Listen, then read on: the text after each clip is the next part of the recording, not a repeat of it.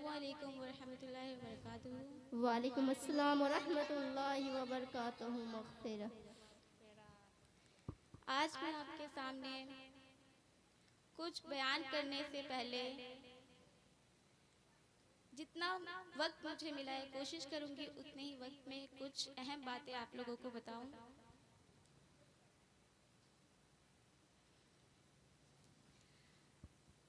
तो अपनी तकरीर शुरू करने से पहले मैं चंद अशार आप सबके सामने पेश करना चाहूँगी। मुलाहिज़ा फरमाएं।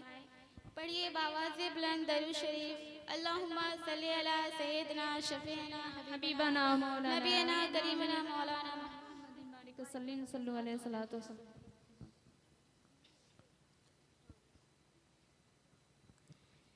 नहीं कोई मेरे नबी जैसा है यकीन ये मेरा, नहीं कोई मेरे नबी जैसा है यकीन ये मेरा, है बड़े खूबसूरत हबीबे खुदा, है बड़े खूबसूरत हबीबे खुदा। एक दिन मैंने चांद से पूछा तू है कितना हंसी, कोई तुझसा नहीं, तेरी नूरी किरणों से सौ पार है फर्श ज़मीं, कोई तुझसा नहीं।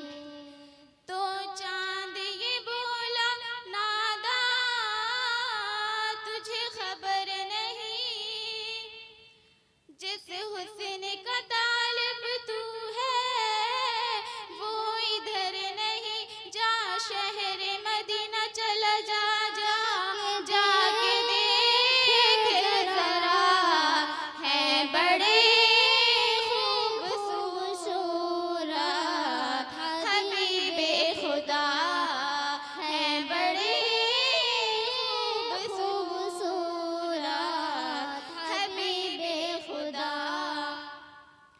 एक दिन मैंने फूल से पूछा तू है सुर्ख गुलाब, नहीं तेरा जवाब, तेरी भीनी भीनी खुशबू से है मस्त शबाब, नहीं तेरा जवाब।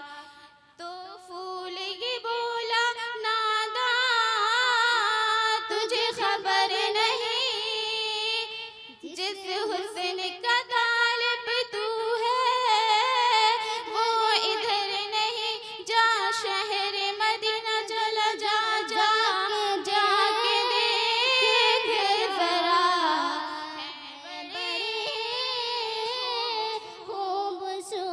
खूबसूरत हबीबे खुदा, है बड़ी खूबसूरत हबीबे खुदा। एक दिन मैं ये सोच रही थी हाथ में लेके कलम, क्या करूं रकम, वस्फ़ नबी में जितना लिखूं मैं उतना ही है कम, क्या करूं रकम। तो दिल ये बोला नादा तुझे खबर नहीं, जिस हुस्न का तालिब तू है वो इधर नहीं, जा शहर मदीना चला जा, जा जाके देख जरा, है बड़े खूबसूरत हबीबे खुदा, है बड़े खूबसूरत हबीबे खुदा। मोहतरमा खातिन इस्लाम एक मरतबा दुरूद पाक पढ़ लीजिए। अल्लाहु रब्बु मुहम्मदिन सल्लल्लाहु अलैहि वसल्लम नहनु बाद मुहम्मद।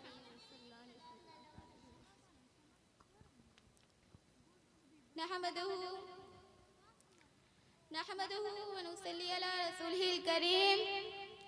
अम्मा बाद फ़अऊज़ु बिल्लाहि मिनश शैतानिर रजीम। बिस्मिल्लाहिर्रहमानिर्रहीम। या अय्युहल्लज़ीना आमनू इज़ा क़ुमतुम इलस्सलाति फ़ग़सिलू वजूहकुम व अयदियकुम इलल मराफ़िक़ वम्सहू बिरुऊसिकुम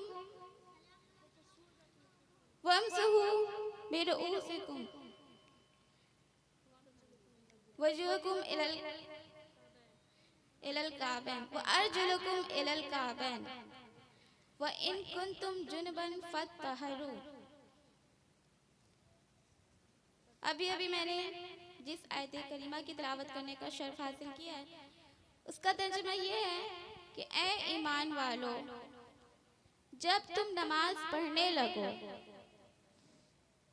तो अपने चेहरे को और अपने हाथ को धो लो और अपने सर का मसाह करो और अपने पैर को धो लो। और अगर इन कुंतुम जुनबन फत्तहरू, और अगर तुम जुनबी हो तो खूब खूब पाकी हासिल करो। अल्लाह ताला इरशाद फरमा रहा है, ए ईमान वालो, जब तुम नमाज के लिए चलने लगो, यानी जब नमाज पढ़ने का इरादा करो तो सबसे पहले अपने चेहरे को धो लो। यहाँ पे 4 बातें बताई गई धोने के लिए: अपने चेहरे को, अपने हाथ को और अपने सर का मसा करने के लिए और पैर धोने के लिए। तो ये 4 बातें वज़ू के फ़राइज़ में शामिल हैं, यानी ये 4 चीज़ें वज़ू में धोना फ़र्ज है। अब यहाँ पे सिर्फ ये बताया गया कि इन 4 चीज़ों को धोना फ़र्ज है, लेकिन ये नहीं बताया गया, इसकी हद मुकर्रर नहीं की गई कि कितनी चीज़ें कहाँ तक धोना फ़र्ज है। तो ये सब हमने जब किताब देखी, हदीस वगैरह फ़िक़ह की किताबों में पढ़ी, तो वहाँ से हमको ये मालूम हुआ कि अपने चेहरे को हमें धोना है। बात सी औरतें जो इल्म से नावाकिफ़ है, अभी उनको सही तरीके से वज़ू करने का सही तरीक़ा भी नहीं मालूम होगा। और नमाज के लिए ये ज़रूरी है, किसी भी इबादत के लिए ये ज़रूरी है कि सबसे पहले हम वज़ू करें। हम कोई भी काम करने जाते हैं, नमाज वगैरह पढ़ने जाते हैं तो वज़ू बनाते हैं ना सबसे पहले। तो जब हमारा वज़ू ही सही नहीं होगा तो हमारी नमाज भी सही नहीं होगी। इसलिए चाहिए कि सबसे पहले हम वज़ू को अच्छे तरीके से, सही तरीके से सीखें। तो यहाँ पे वज़ू जब हम अपने चेहरे को धोएं, चेहरे की हद, यहाँ पे चेहरे की हद बताई गई कि चेहरे को किस तरीके से धोना चाहिए। सिर्फ अपने हाथ से चेहरे पे छींटा मार लेना या चेहरे को सिर्फ ऊपर से मसा कर लेना इतना काफ़ी नहीं, बल्कि जब वज़ू बनाए, अपने चेहरे को धोएं तो एक कान की लौ से दूसरे कान की लौ तक और पेशानी से लेके ठुड्डी तक इस तरीके से अपने चेहरे पे पानी बहाए कि पूरा चेहरा तर हो जाए, पूरा चेहरा गीला हो जाए,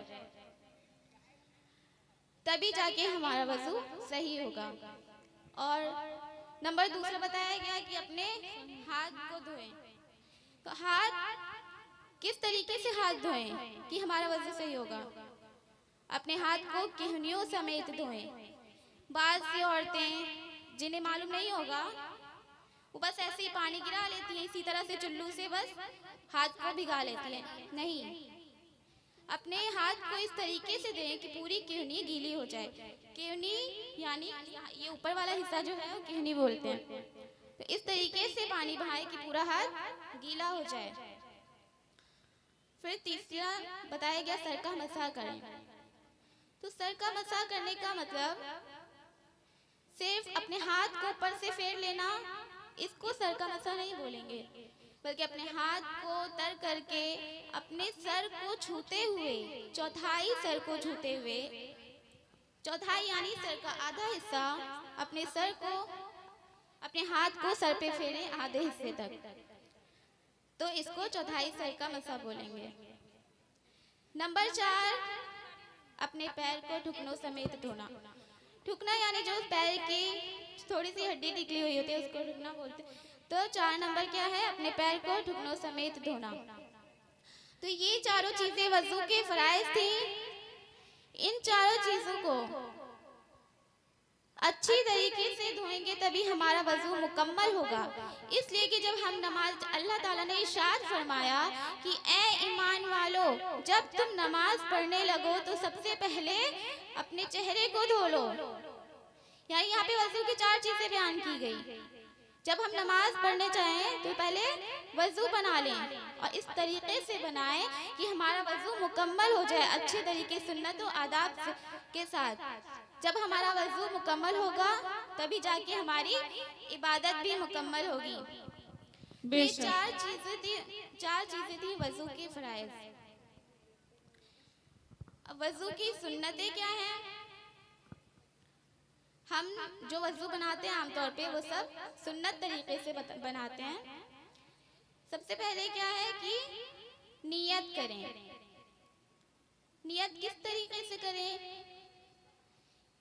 क्या ऐसे कि जैसे हम नमाज में नियत करते हैं? नहीं, बस दिल में नियत हो कि हाँ हम वजू बनाने जा रहे हैं, उसके बाद हम नमाज पढ़ेंगे। बस इसी तरह बैठे बैठे पानी बहा लेने से वजू नहीं होगा, बल्कि वजू के लिए नियत जरूरी है कि हाँ हम वजू बना रहे हैं। नंबर 2 है बिस्मिल्लाहिर्रहमानिर्रहीम पढ़ना। और नंबर 3 मिसवाक करना। मिसवाक औरतों पे जरूरी नहीं, उंगली से बस दांत पे मसा कर लेना काफी है। 3 चुल्लू से 3 मरतबा कुल्ली करना। उसके बाद 3 चुल्लू से 3 मरतबा नाक में पानी डालना। अपने चेहरे को धोना, सर का मसाह करना, अपने हाथ को धोना, अपने पैर को धोना। तो ये थी वजू की सुन्नतें जो हम और आप वजू बनाते हैं, सुन्नत तरीके से बनाते हैं और बनाना भी चाहिए। इसलिए सब तमाम ख्वातीन को समझ में आ गया होगा कि वजू किस तरीके से बनाया जाता है। बाज़ लोग बस इसी तरह हाथ मुंह धो के कुरान शरीफ पढ़ने बैठ जाते हैं, नमाज वगैरह पढ़ने बैठ जाते हैं। नहीं, सबसे पहले हमें वजू बनाना आना चाहिए। इसलिए कि जब हमारा वजू मुकम्मल होगा, वजू अच्छे तरीके से होगा तो हमारी नमाज भी मुकम्मल होगी। आइए मैं आप लोग को वजू के मुतालिक चंद हदीसें बयान करती चलूं।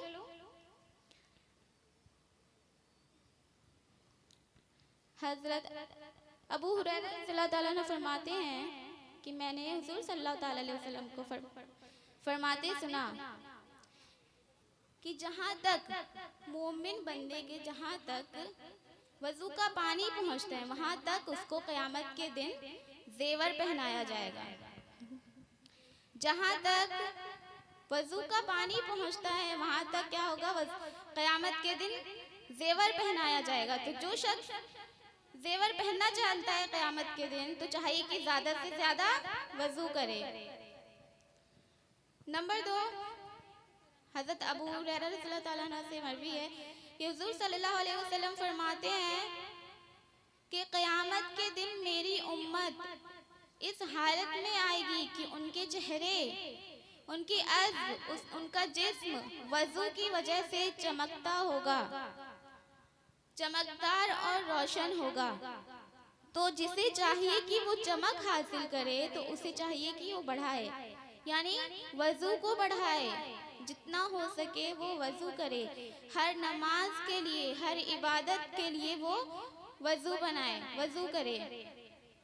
इसलिए कि क़यामत के दिन दूर से ही वजूदार और नमाजी दूर से ही पहचाना जाएगा कि हाँ ये नमाजी इंसान है। इसलिए कि वो सब लोगों से अलग होगा, उनके चेहरे, उनका जिस्म वजू की वजह से चमकते होंगे।